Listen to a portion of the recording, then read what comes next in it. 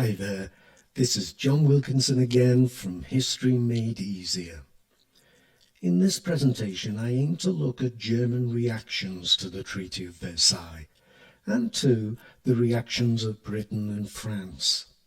And I also want to consider events that are linked to those reactions.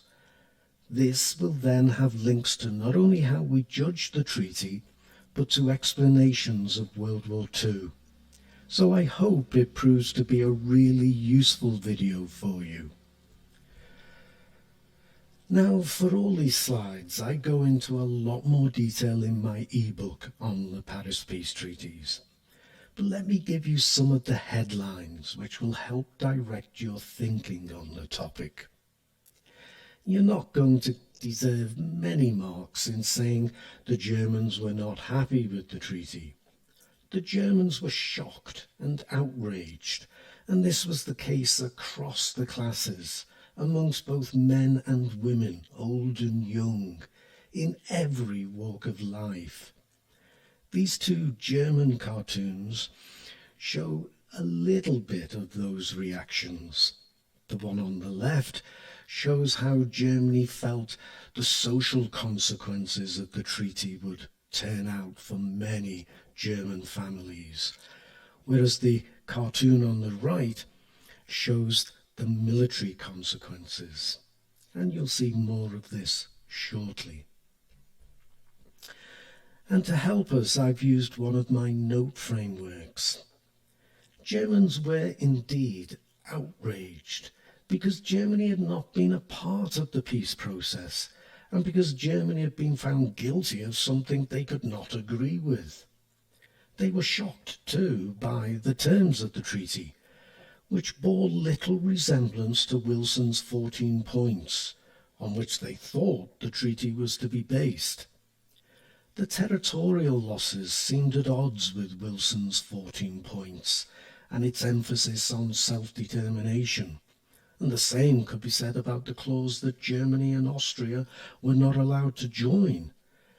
They realized that reparations for war damage would have to be paid, but they were outraged by the sum that would be finally settled on. How could Germany recover from this burden? They would have accepted some military restrictions too, but the treaty left them unable to defend themselves. They could not even control serious civil disorder, which events like the Spartacus uprising and the creation of a Soviet Republic in Bavaria had already shown, and this could not be seen as either fair or sensible. There were particular concerns, though, about the French, especially as the demilitarization of the Rhineland left them utterly defenseless, and 1923 would justify those fears. Now I think you see my choice of cartoons earlier. Now, whilst no one in Germany was happy with the treaty, the nationalist right were apoplectic. And what a great word to throw in there, apoplectic. They were angry with the authors of the treaty, and they were angry with the socialists who had accepted it.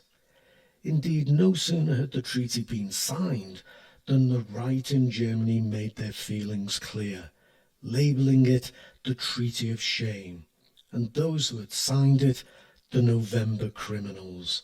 Actually, a direct reference to the armistice signing. Spreading the myth, too, of the stab in the back. Germans hadn't been defeated on the battlefield by the Entente forces and America.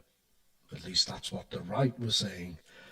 But they were defeated by an enemy within, socialists, but also communists and Jews, who had undermined the war effort and were happy to accept a peace at any price. Germany's proud army had been stabbed in the back. The establishment and acceptance of Freikorps units, the Cat Putsch and the Munich beer hall putsch all illustrated the deep frustrations that right had with the treaty. With regard to the economic impact, Germany was hit by a double whammy. They were obliged to pay a significant sum of reparations, and at the same time their ability to do so was severely reduced by the loss of territory.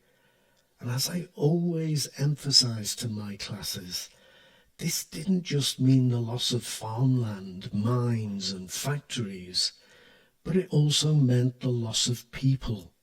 And that meant workers, consumers and taxpayers. And Germany, like all the protagonists, had had to pay for its war effort, and had already lost workers, consumers and taxpayers. More than 1.5 million killed and 4 million wounded, many of whom would never work again. As for social issues, the deaths and other casualties of course meant war pensions had to be added to the bill, and hundreds of thousands of families faced a long struggle. Already food and coal were in short supply, and German winters can be very cold. As for the political impact, well, I think we've already touched on that. All this was highlighted in 1923, when Germany declared it couldn't make what was only its second reparation payment, and as a consequence of that, French and Belgian troops occupied the Ruhr, Germany's main industrial region. Again, I can only touch on this here, but it was a huge humiliation for Germany and highlighted its inability to protect its borders, whilst the hyperinflation that resulted from Germany's passive resistance heaped more misery on the German people, as money became literally worthless, and for the German middle class, a lifetime of savings was lost. And it all ended, of course, with Hitler's attempt to seize power in his Munich beer hall putsch. So how did Britain and France react to the treaty? These cartoons are both from British sources, but they show very different reactions. On the left, a German is holding the Allies' indemnity terms and is saying, "Monstrous, I call it. Why, it's fully a quarter of what we should have made them pay if we'd won." Clearly no sympathy to be found here. The title of the cartoon is The Reckoning. The message is that Germany not only got what it deserved, but would have made Britain and France pay much more if it had won the war. No doubt there's a nod to the Treaty of Brest-Litovsk in this response.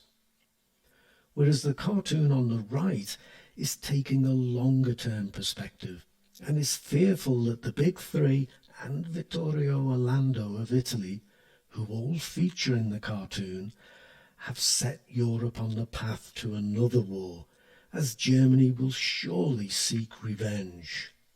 The tiger, Clemenceau's nickname, is saying, "Curious, I seem to hear a child weeping."